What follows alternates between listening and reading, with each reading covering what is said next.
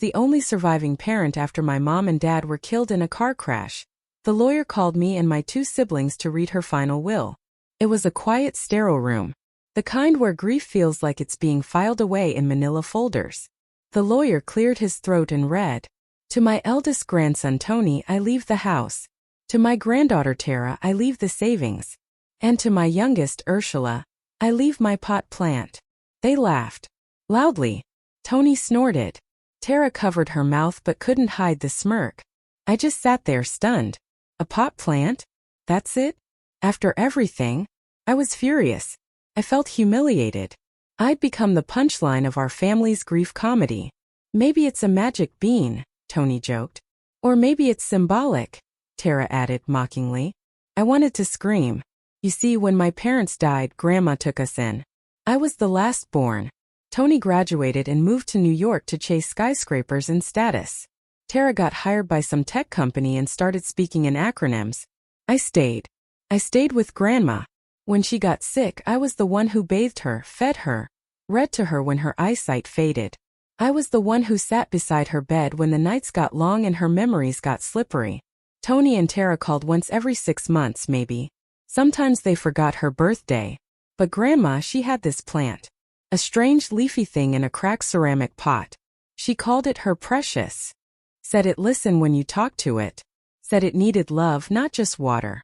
I thought she was being sentimental, maybe even a little senile. But I listened. I learned. I talked to it when she couldn't talk back. I knew how to trim its leaves, how to rotate it toward the sun, how to whisper to it when the house felt too quiet. That plant became a kind of witness. It saw me cry.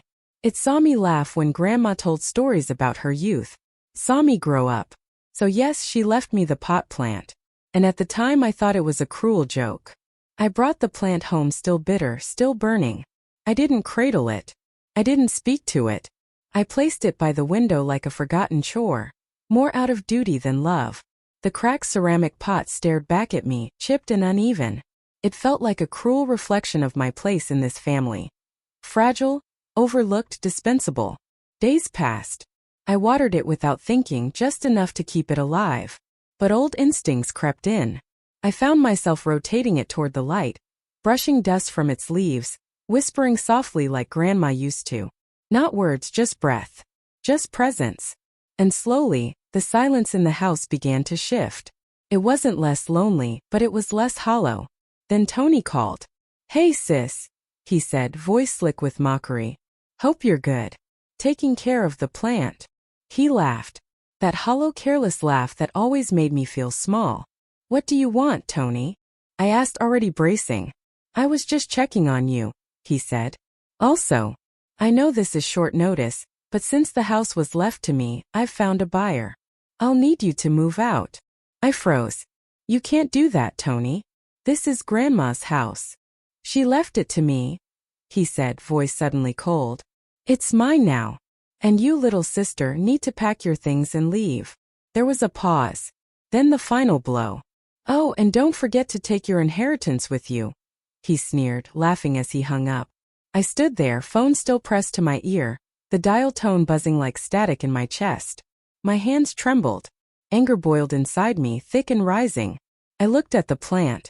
Its leaves were still, but something in its posture felt defiant, like it knew. I didn't cry. Not yet. I was angry, sharp, quiet, and burning beneath the surface. In the days that followed Tony's call, I searched for places I could afford. The options were bleak, but I found a small bachelor flat not far from Grandma's house. It wasn't much. Just a single room with peeling walls and a window that barely caught the sun, but it was mine. Or at least it would be. Chi-Chi, my neighbor and my anchor, helped me pack. She'd lived next door to Grandma for years, always popping in with soup or stories. I didn't have much to take. Just a few clothes, some books, and the ache of leaving behind everything that felt like home. By the time we were done, my little car was stuffed to the brim. "I'll really miss you," Chi-Chi said, pulling me into a hug. Her voice cracked. "Your grandma was a good woman. She had a way of making people feel seen." I nodded, swallowing the lump in my throat. She saw me when no one else did. Before I left, I turned to her with the plant in my hands. "Please keep this for me," I said. "I don't have space in the apartment." I'll come back for it. She took it gently like it was sacred. Of course, she whispered. I drove off, watching the house shrink in my rearview mirror. Felt like betrayal. Like abandonment. But I told myself I'd come back. I had to. Later that night my phone rang. Chi-Chi's voice was frantic.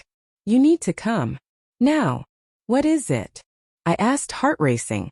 Just come, she shouted. Ursula, please. I dropped the phone. Literally. It clattered to the floor as I grabbed my keys and sped back toward the house. My thoughts were a blur. Had something happened to her? To the plant? To the house? When I arrived, Chi-Chi was standing outside the gate, barefoot, her face pale and eyes wide. What happened? I asked, breathless. She pointed toward the house. I didn't touch it. I swear. I just watered it like you showed me. But then it started glowing.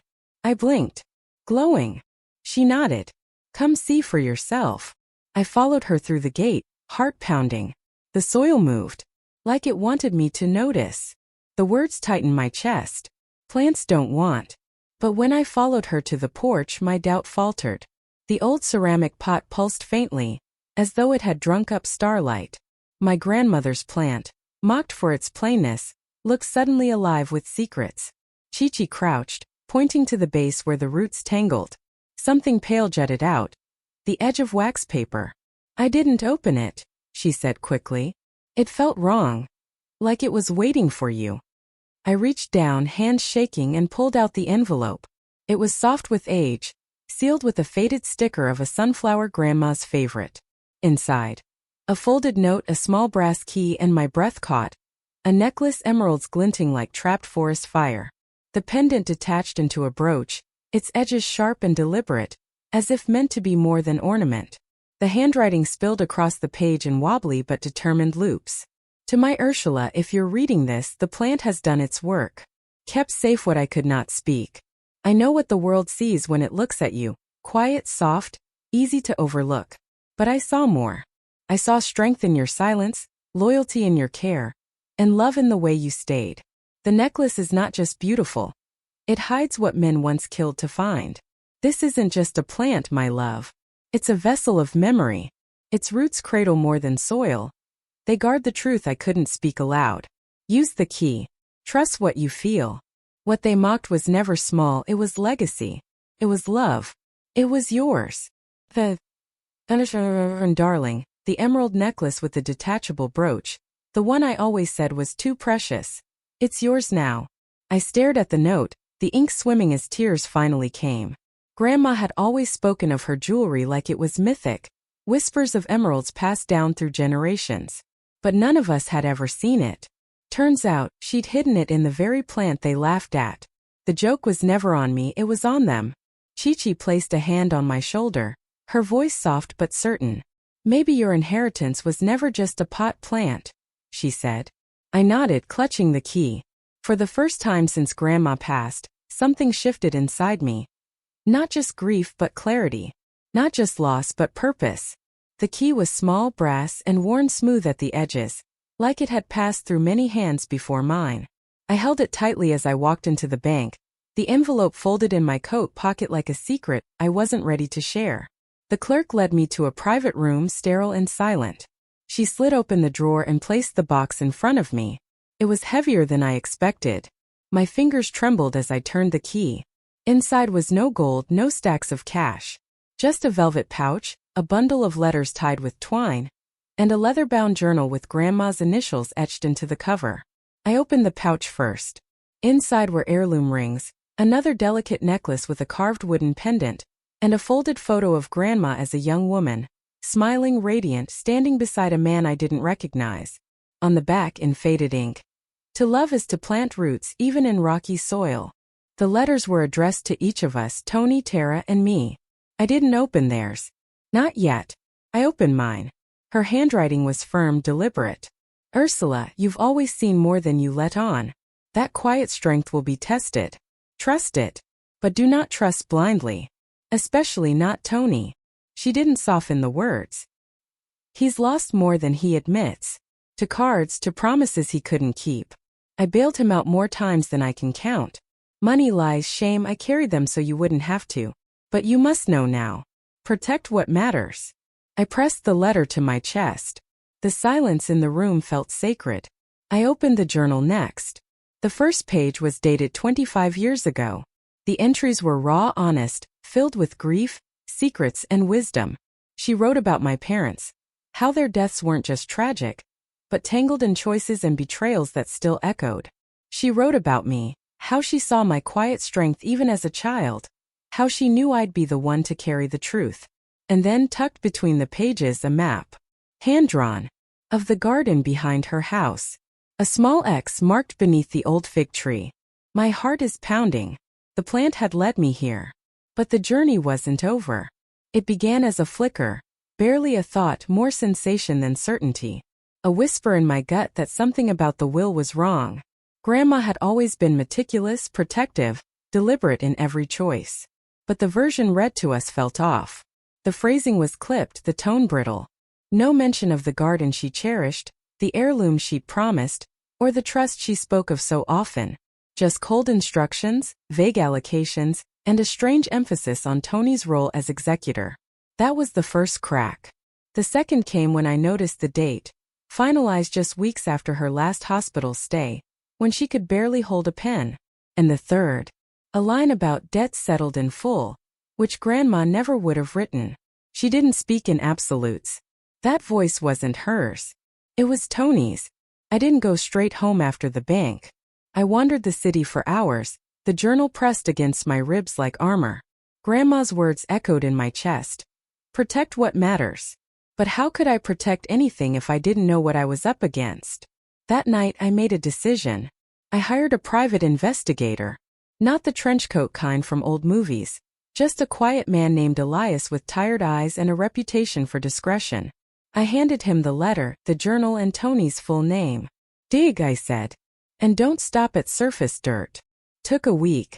Elias returned with a folder thick and heavy. I opened it slowly, bracing myself. Tony had lost his job 3 years ago. Gambling. Not just casual bets. He'd siphoned money from the company account, masked it with fake invoices, and vanished the day before an audit. No charges were filed. The company settled quietly, likely to avoid scandal. But that wasn't the worst of it. Elias found a police report from over a decade ago. Tony had tried to forge Grandma's signature on a property transfer document. She caught it, pressed charges, but later dropped them. No explanation in the file. Just a note. Family matter. Resolved privately. I was young then. I didn't understand much. But I remembered the flashing lights outside Grandma's house. The police car. Tony in handcuffs, his face pale and defiant. I'd asked Tara about it once in passing. She'd stiffened, said, "It was nothing. Just a misunderstanding." And changed the subject. But it wasn't nothing. It was a fracture. One Grandma had tried to seal with silence. I stared at the folder, my fingers numb. The will. The journal. The map. It was all connected. Grandma hadn't just left me memories. She'd left me warnings. Breadcrumbs. A trail to truth. And I was finally ready to follow it. I waited until the house was empty. No footsteps, no laughter, no Tony's smug voice echoing through the halls. I hadn't given them their letters yet. I kept everything a secret. It wasn't time. Not yet. I had to go to the fig tree. Chi-Chi met me at the gate just after sunset, dressed head to toe in black, sleek, silent, and purposeful. The fabric clung to her like shadow, and for a moment she looked less like my friend and more like a myth, some kind of ancestral ninja summoned by blood and memory. She handed me gloves without a word, clicked on a flashlight, and nodded toward the backyard. That quiet strength she always carried was palpable tonight, like she'd been preparing for this moment without knowing it. We moved through the garden like ghosts. The fig tree loomed ahead, its branches stretched wide like arms in prayer, casting long jagged shadows across the soil. The air smelled of earth and old leaves. I remembered Grandma sitting beneath it in the afternoons, humming to herself, sipping rooibos from a chipped porcelain cup, telling stories that felt half true and half magic, about women who turned into birds, secrets buried in roots, and love that could outlast death. Chi-Chi knelt beside the trunk, her flashlight beam sweeping the ground. I followed, heart thudding. The map had marked this spot. Beneath the fig tree. Beneath the stories. Beneath everything we thought we knew. I unfolded the map from the journal. The X was marked just behind the trunk, where the roots curled like sleeping snakes. We began to dig slowly, carefully, reverently. The soil was soft, as if it had been waiting. After a few minutes, Chi-Chi's spade hit something solid. "Here," she whispered. We cleared the dirt with our hands. A wooden box emerged, wrapped in oilcloth and bound with twine. It was old but intact. I brushed off the dust and opened it. Inside were layers of folded fabric, Grandma's headscarves, her prayer cloth, and beneath them a bundle of papers, a small carved statue of a woman holding a child, and a sealed envelope with my name. I opened the envelope with trembling fingers. I sat back, breath caught in my throat. Chi-Chi placed a hand on my shoulder, silent. I didn't know what I would do next. But I knew this. My inheritance wasn't just a plant. It was a legacy. A reckoning. A call to rise. Inside the envelope were papers. They weren't just old, they were layered. Land deeds, letters from attorneys, maps with hand-drawn borders that didn't match the official ones. Grandma had kept everything. Proof of land that once belonged to our family, stripped away through quiet fraud and bureaucratic theft. Names erased. Titles reassigned. But she had traced it all back. I spent days cross-referencing the records. Chi-Chi helped me scan and organize them. We found archived municipal files, letters from a land claims tribunal, even a rejected appeal Grandma had filed years ago. She hadn't stopped fighting. She just fought in silence. And now the silence was mine to break. I called Tony and Tara to meet me at the house. It was still technically his, but he hadn't moved in yet. The walls still smelled like Grandma's lavender oil. I set the journal, the letters, and the documents on the dining table, where we used to eat pap and stew, where Grandma used to tell us stories about ancestors who walked barefoot but carried kingdoms in their hearts. Tony arrived first, smug as ever. Tara followed, guarded but curious. "What's this?" Tony asked, eyeing the papers. "Truth," I said. "And legacy." I handed them their letters. They read in silence. Tara's eyes welled up. Tony's jaw clenched. "She knew," I said. "She knew you'd laugh at the plant. She knew you'd chase the house and the money. But she also knew I'd listen. That I'd stay." I opened the journal to the page with the map and laid out the deeds. This land, this house, it wasn't just hers. It was ours. Stolen, reclaimed, hidden. She left me the plant because it was the only thing that could carry the truth without being taken. Tony looked away. "So what, you want the house now?" "No," I said. "I want the truth honored. I want the land claim reopened. I want Grandma's story told. And I want you to understand that inheritance isn't about ownership. It's about stewardship." Tara nodded slowly. "She chose you. She chose all of us," I said. But only one of us stayed long enough to hear her. The room was quiet. Not the kind of quiet that settles. It hovered, heavy and unfinished. Tony didn't speak. But he didn't argue either. His silence wasn't surrender. It was calculation. I watched him closely, searching for a flicker of guilt, a crack in the mask. Nothing. And that was enough for now. I said nothing about the investigator. Nothing about the forged signature, the job he lost, or the charges Grandma had once dropped like a stone into deep water. Her words still echoed in my mind. Protect what matters. But don't trust blindly. So I kept it to myself. There was power in silence. In knowing more than I let on. I folded the truth like a letter I wasn't ready to send. Let Tony believe I was still piecing things together. Let him think the past was buried. But I had already started digging. I decided to invite it only Tony without Tara, over under the guise of sorting through Grandma's belongings. He arrived late as usual with that casual arrogance he wore like cologne, faint but lingering. I had already laid out the journal, the velvet pouch, and the photo of Grandma beside the man none of us recognized. The map was tucked beneath the journal, just visible enough to tempt curiosity. "I thought we could go through some of this together," I said, keeping my tone light. "Feels wrong to do it alone."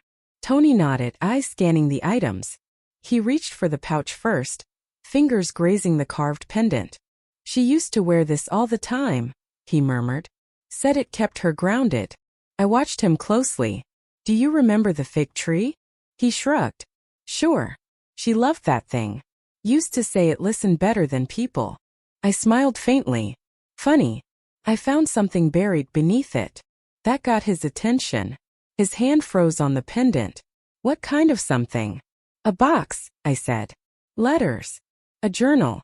Something she didn't want just anyone to find. Tony's jaw tightened. She was always dramatic. I leaned forward, letting silence stretch. Do you remember the police coming to the house? Years ago. He blinked.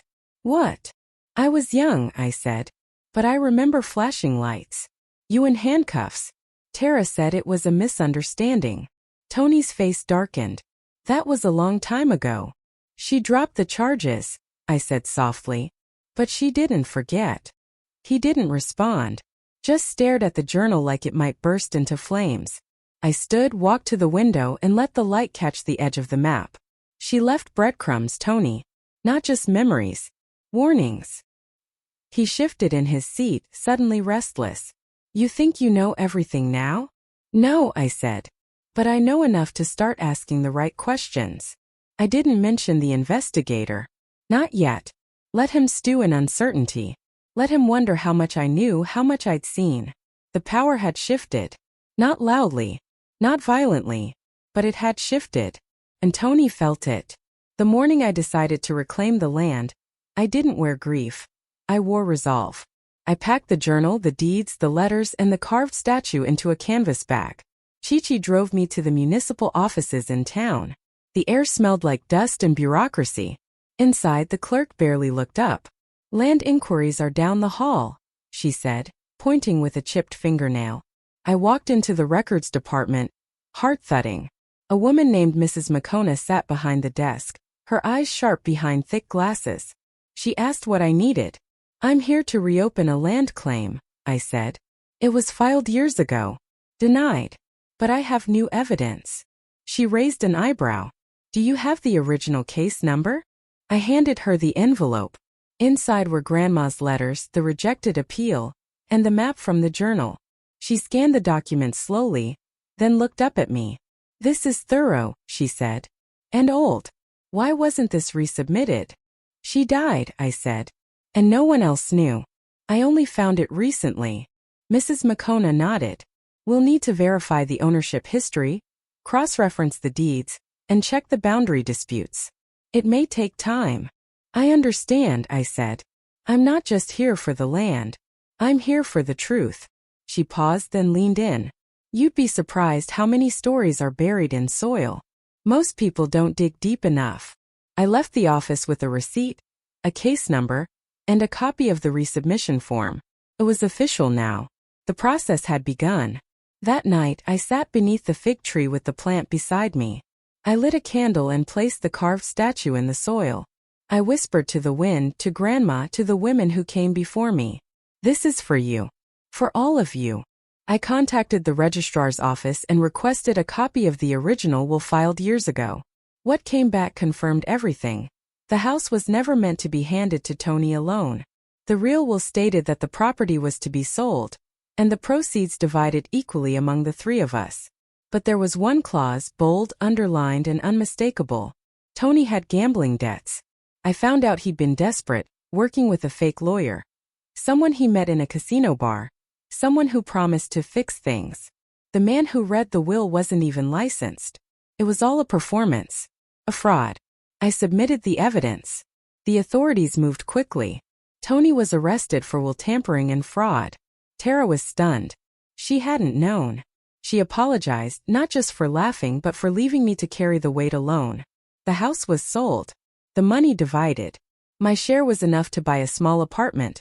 A quiet space with warm light and a balcony where I keep a few plants, including a cutting from Grandma's precious. I had a dog named my dog Pixie. She's small, scrappy, and listens when I talk, just like the plant used to. Chi-Chi visits often. We drink tea, sit on the balcony, and talk about legacy. Sometimes we laugh about the fig tree. Sometimes we cry. But mostly we remember. I didn't inherit a house. I inherited a truth. A story. A lineage of women who planted roots in rocky soil and dared to bloom. And now I bloom too. I just realized that when death knocks, it doesn't just leave grief. It leaves paperwork. And in the shadow of inheritance, even the closest families can fracture. Family can change because inheritance has a way of exposing hidden fault lines. The story reminds us that wealth, or the illusion of it, can corrupt. The pot plant teaches us that inheritance is not about what you're given. It's about what you're trusted to carry forward. And sometimes the smallest gift holds the deepest roots. Thank you for watching Granny G Stories. For more stories, please subscribe to the channel.